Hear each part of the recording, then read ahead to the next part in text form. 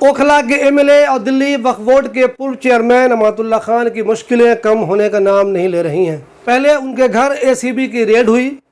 जब उनको एसीबी दफ्तर तफ्तीश के लिए बुलाया गया था, उसी दौरान उनके घर पे एसीबी की रेड हुई थी। उनको गिरफ्तार भी कर लिया गया था, वो जेल भी गए थे। उसके बाद उनके घर पे ईडी की रेड हुई, घंटों उनसे पूछताछ हुई और अब उनके 3 जानने वालों को ईडी ने गिरफ्तार कर लिया है। बताया जा रहा है कि ये पूरा मामला मनी लॉन्ड्रिंग का है। मनी लॉन्ड्रिंग मतलब पैसे के लेन देन में हेरा फेरी। आखिर ये मामला एग्जैक्ट है क्या? क्या वाकई में पैसे के लेन देन में अमातुल्लाह खान और उनके जानने वालों ने हेरा फेरी की है या नहीं की है, ये तो बाद में धीरे धीरे पता चलेगा। फिलहाल अमातुल्लाह खान के लिए ये खबर झटका देने वाली है। बहुत पहले उनको एसीबी ने अपने दफ्तर में बुलाया। इसी दौरान जब वो वहाँ दफ्तर में पहुँचे हुए थे, उनके घर पे एसीबी की रेड हुई थी। उनके घर में तलाशी ली गई थी। उनके जानने वाले बहुत सारे लोगों के घर पे भी तलाशी हुई थी। उसके बाद ईडी ने फिर कुछ दिन पहले उनके घर पे और उनके जानने वाले कई लोगों के घर पे रेड की। कई घंटों की तलाशी हुई। उस दिन भी बटला हाउस में बहुत ज़्यादा गहमा गहमी का आलम रहा। करीब 12-13 घंटे उनके घर पे रेड होती रही। बाद में अमातुल्लाह खान ने मीडिया से बात करते हुए बताया कि ईडी वालों ने उनसे जो बातें भी पूछी है उसका उन्होंने सही जवाब दे दिया है। उसके बाद अमानत के लिए एक दूसरी मुश्किल तब आई जब जो कॉन्ट्रैक्ट पे दिल्ली वक्फ बोर्ड में कर्मचारी काम कर रहे थे, उन सबको निकाल दिया गया और कहा यह गया कि इन सब का जो अपॉइंटमेंट हुआ था वो गलत तरीके से हुआ था, वो इलीगल तरीके से हुआ था। अब एक नई मुसीबत अमातुल्लाह खान के लिए ये हुई है कि उनके 3 जानने वालों को, मतलब उनके 3 एसोसिएट को, जिनका उनसे किसी न किसी रूप में ताल्लुक़ है, उसको ईडी ने अरेस्ट कर लिया है मनी लॉन्ड्रिंग के मामले में। बताया ये जा रहा है, एग्जैक्ट ये सही है या नहीं है ये बाद में पूरी तफसील के बाद मालूम चलेगा। तरह तरह की बातें आ रही है। बताया जा रहा है कि दिल्ली वक्फ बोर्ड में बहुत सारे घपलों की वजह से अमातुल्लाह खान पे मुसीबतें आ रही हैं। ये मामला भी उसी ताल्लुक़ से है।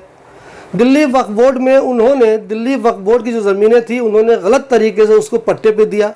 उससे गैरकानूनी तरीके से उन्हें बहुत सारे पैसों की कमाई की।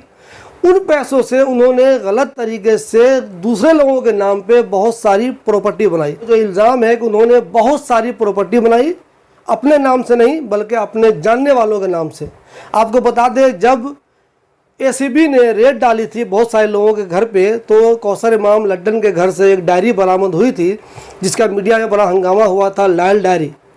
उसमें बताया गया था कुछ ऐसे लेन देन के हैं जिनका सही से जवाब नहीं दिया जा रहा है कि ये पैसे किसके हैं, किसके लिए आए थे, कहाँ खर्च हुए। ईडी की ये जो सारी कार्रवाई अमानत के ख़िलाफ़ या उनके जानने वालों के ख़िलाफ़ हो रही है, उसका जो बेस है वो है एक सीबीआई में एक एफआईआर और दूसरी 3 पुलिस में शिकायत। इसी के बेसिस पे ये सारे मसले हो रहे हैं। जिन 3 लोगों को गिरफ़्तार किया गया है आज, उनके नाम है ज़ीशान हैदर, जावेद इमाम सिद्दीकी और दाऊद नासिर। 2 लोग बिल्डर हैं। तीसरे जो साहब हैं जावेद इमाम सिद्दीकी, वो दुबई में किसी कंपनी में जॉब करते थे। उनके बारे में कहा जा रहा है कि वो कौसर इमाम लड्डन के भाई हैं, जिन पे पहले भी एसीबी और ईडी ने रेड की है। एसीबी की रेड, फिर ईडी की रेड, फिर दिल्ली वक्फ बोर्ड में कई मामलों की जांच, इन सब को लेकर अमातुल्लाह खान तो मुश्किल में थे ही। अब इन 3 लोगों की गिरफ्तारी से उनकी मुश्किलें मज़ीद बढ़ सकती हैं। उसकी एक वजह यह है कि इन जब 3 लोगों से तफ्तीश होगी, ये तीनों क्या बोलेंगे, क्या बताएंगे, जो इनसे बातें पूछी जाएंगी उनका ये सही जवाब दे पाएंगे या नहीं दे पाएंगे।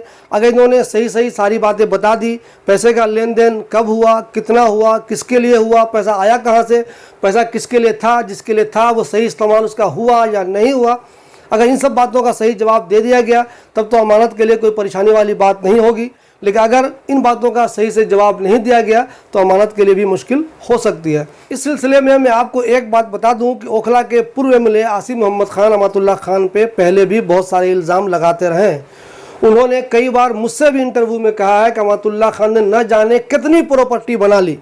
हालांकि आसिम मोहम्मद खान एक भी प्रॉपर्टी का सबूत नहीं दे सके कि कौन सी बिल्डिंग है जो अमानत की है या कौन सी प्रॉपर्टी है जो अमानत की है, कौन सी बिल्डिंग उन्होंने अपने किसी रिश्तेदार के नाम पे ली हुई है या कौन सी ज़मीन उन्होंने अपने किसी रिश्तेदार या जानने वालों के नाम पर ली हुई है।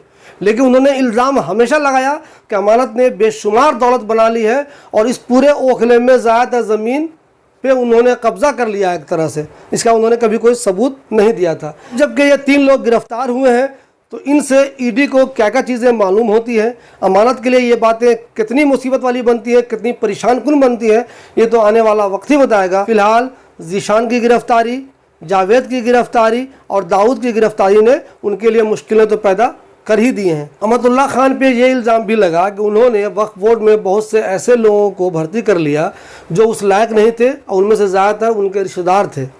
इस मामले में लेकिन उन पर कोई ज़्यादा कार्रवाई नहीं हुई। वजह ये थी कि ये कोई साबित नहीं कर सका कि उन्होंने जो अपने लोगों को रखा या उन्होंने जो सैलरी दी, इससे वक्फ बोर्ड को कोई नुकसान हो गया।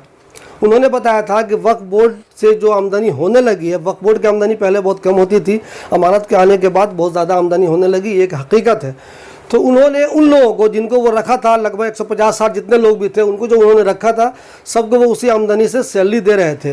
लेकिन कहा यह गया कि ये वो लोग थे जिनको कानून की धज्जियाँ उड़ाकर नौकरी पर रखा गया, यानी कि जो तरीका था उनको नौकरी पर रखने का, उस तरीके पे वो नौकरी पे नहीं रहे। पिछले दिनों चीफ एग्जीक्यूटिव ऑफिसर के एक ऑर्डर के बाद इन सभी लोगों को, लगभग 150 लोग, कुछ तो पहले ही चले गए थे नौकरी छोड़कर, 70-80 लोग थे, उन सबको नौकरी से निकाल दिया गया। कुल मिलाकर अमानतुल्लाह खान परेशानी में हैं।